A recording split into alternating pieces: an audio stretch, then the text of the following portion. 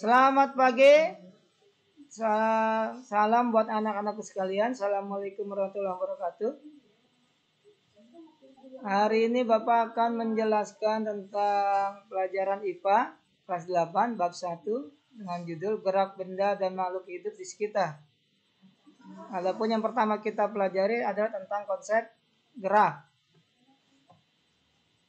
Oke, jangan lupa untuk like and share YouTube-nya di akhir dari video ini.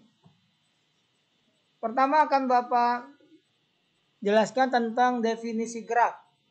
Gerak merupakan istilah yang digunakan untuk menggambarkan perpindahan yang terjadi pada suatu benda terhadap benda lainnya. Suatu benda hanya dapat dikatakan bergerak apabila benda tersebut berpindah tempat ataupun berubah posisi. Jadi istilah gerak yang didefinisikan saat ini adalah apabila benda tersebut berpindah tempat ataupun berubah posisi. Perpindahan tempat ataupun perubahan posisi sendiri biasanya dilihat menggunakan acuan tertentu. Jika sebuah benda tidak mengalami perubahan posisi terhadap benda acuan atau titik acuan, maka benda tersebut tidak dapat dikatakan bergerak terhadap benda acuannya.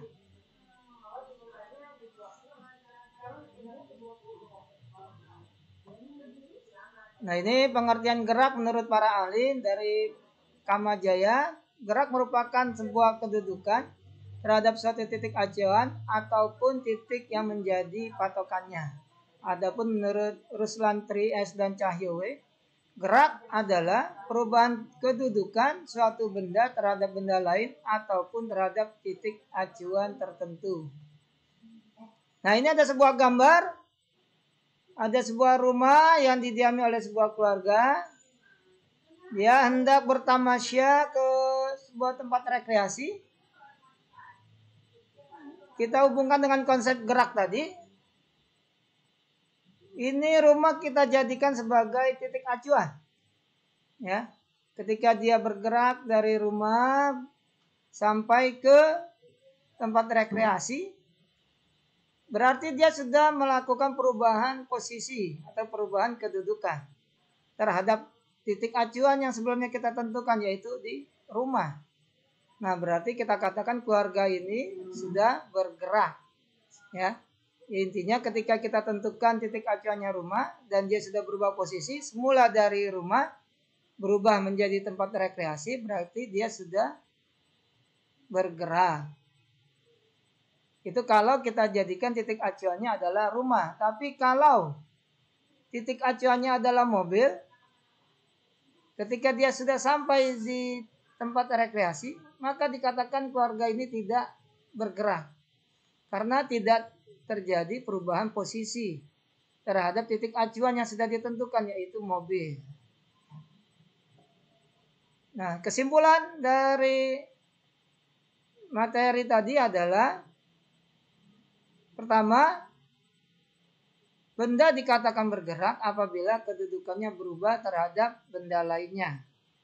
Ya, ada dua benda di sini antara rumah dan tempat rekreasi. Yang kedua, benda dapat dikatakan diam apabila kedudukannya tidak berubah terhadap benda lainnya. Ya, seperti tadi ketika kita tentukan titik acuannya mobil, maka dia tidak berubah kedudukannya atau dikatakan diam. Terakhir, yang ketiga, gerak bersifat relatif, yaitu tergantung titik acuannya. Selanjutnya adalah tentang jenis-jenis gerak. Yang pertama adalah gerak lurus, yang kedua gerak melingkar, yang ketiga adalah gerak parabola. Gerak lurus termasuk sebagai gerak translasi, yakni gerakan suatu objek yang bergerak tanpa berotasi. Dinamakan gerak lurus karena lintasannya berupa garis lurus. Contohnya dapat kita lihat pada mobil yang bergerak maju, buah apel yang jatuh dari pohonnya, ataupun setiap objek yang bergerak pada lintasan lurus. Jadi intinya gerak lurus itu adalah gerak yang memiliki lintasan lurus.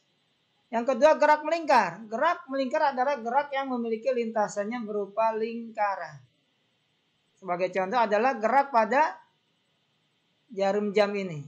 Ya, dia dikatakan sebagai gerak melingkar.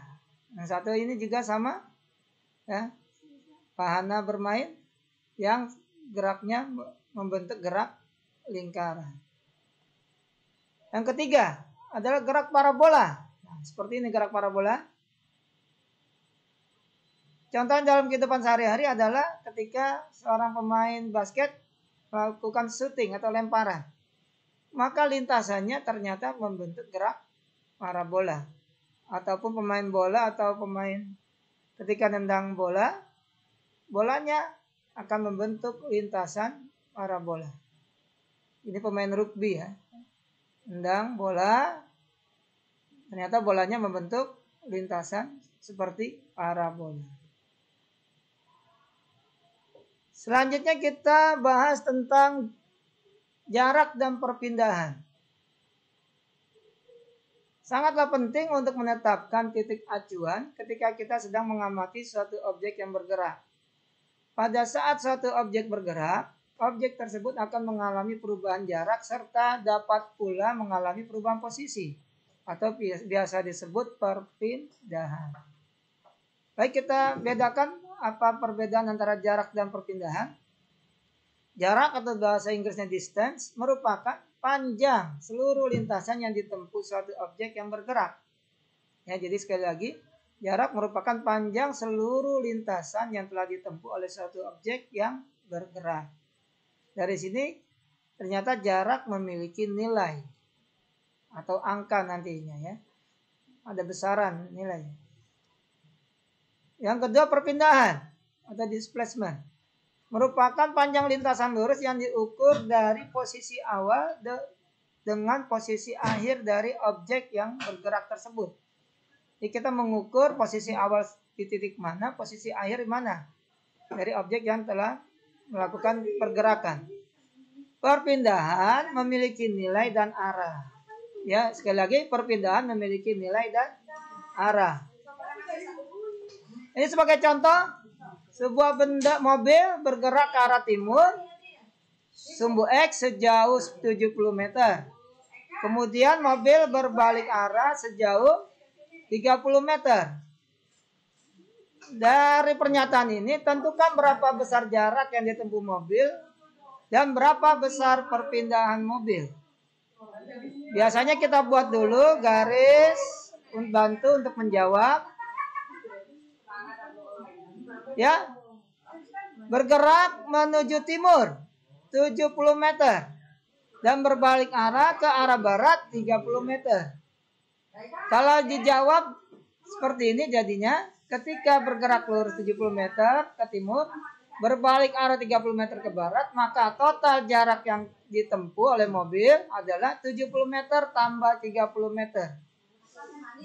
Hasilnya adalah 100 meter. Jadi kalau ditanya jarak, hasilnya adalah 100 meter. Tapi kalau ketika ditanya perpindahan, nah tadi kita kembalikan ke definisinya. Menarik garis dari posisi awal terhadap posisi akhir. Ketika ditarik garis ternyata terhitung besarnya 40 meter perpindahannya. Atau dengan cara menjumlah 70 meter kita anggap positif ke kanan, 30 meter kita anggap negatif.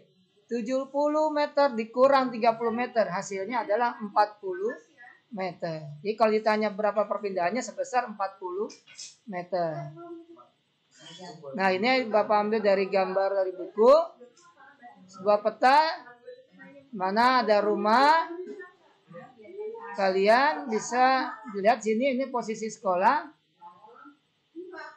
Ada sebuah pertanyaan, coba kamu pikirkan saat kamu pergi dari rumah ke sekolah, berapa jarak dan perpindahan yang terjadi? Ya.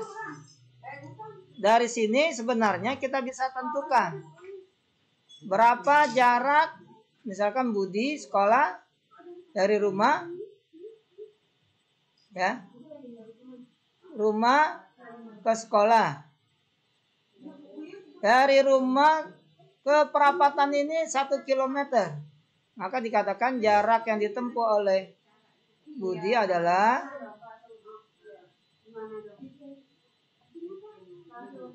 ya 1 kilometer sampai di perapatan, langsung di jumlah dia lanjutkan 1 kilometer sampai ke sekolah. 1 ditambah 1 hasilnya berarti sama dengan 2 kilometer.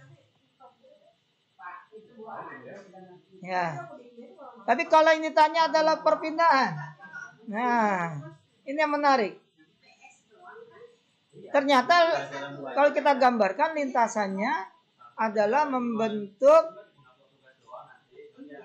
gambar atau garis berupa segitiga. Berupa segitiga. Ya, ini sampai ke perapatan. Ya, 1 kilometer. Dan ketika sampai di sekolah juga 1 kilometer. Nah, kalau berdasarkan definisi tadi, perpindahan adalah menarik garis dari titik akhir terhadap titik awal. Nah, seperti ini.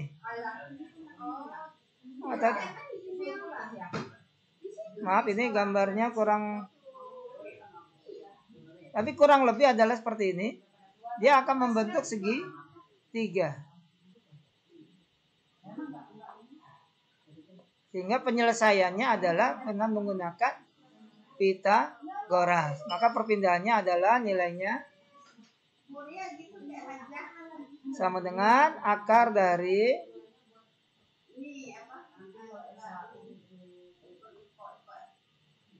1 kuadrat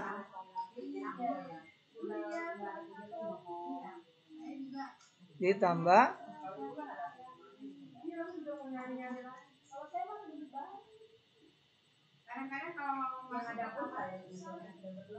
ya, maka hasilnya adalah akar dari 2. Baik, jadi itu dulu yang bisa Bapak sampaikan. Semoga bermanfaat. Jangan lupa tadi sudah dibahas. Bapak akhiri dulu. Terima kasih. Assalamualaikum warahmatullahi wabarakatuh.